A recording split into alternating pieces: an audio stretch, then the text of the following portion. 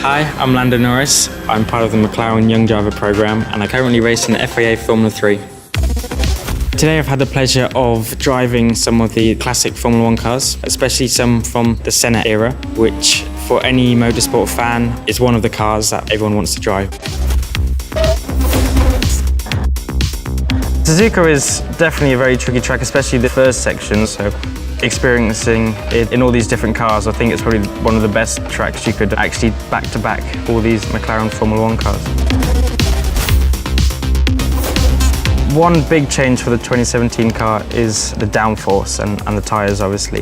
The biggest advantages you get from that is braking distances and cornering speed, especially high-speed corners. Well, I think the 2017 cars have obviously set a lot of lap records and track records this year, so yeah, we're cool to see how much faster or slower the cars are from several years ago. I struggle a lot more on traction on this car. It's a lot more difficult to control the car in both the high speed and slow speed corners. A H-box is a lot more difficult than using the paddle shifts you have nowadays. It's quite fun at the same time. Power delivery, so exit of corners, is a slight improvement compared to the old Senna car. It's a bit more controllable on exits. Downforce seems already slightly better than what the older one did. This one was definitely a bit nicer to drive. It already feels like a bit of a step between the old car and the 2017 car. But again, it's a very enjoyable car to drive.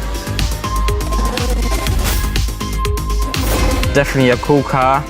I can tell top speed is slightly faster. I think just about hitting 305 kilometers an hour, which is obviously pretty fast, even not one of the longest straights.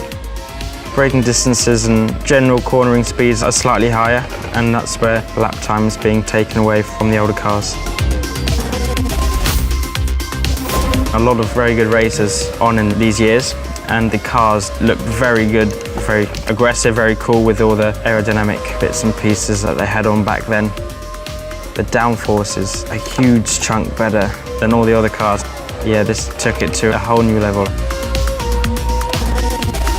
I would say that the car I'd like to drive most is Ayrton Senna's 1988 McLaren.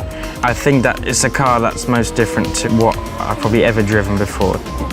Getting to experience a H-pattern box as well. It's probably a car I think most motorsport drivers would want to drive at one point in their career.